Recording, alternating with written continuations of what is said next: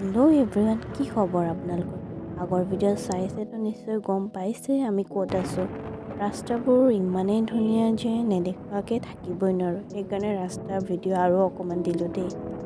তাৰপিছত আমি ইয়াতে ৰখি পাংচুপাছ যাবৰ কাৰণে পাছ বনাই ল'লোঁ। এই যে দেখিছে তলত গাড়ীকেইখন, তাতে আমি বাইক থৈ বাকীখিনি পাহাৰৰ ওপৰলৈকে খোজকাঢ়ি আহিলোঁ।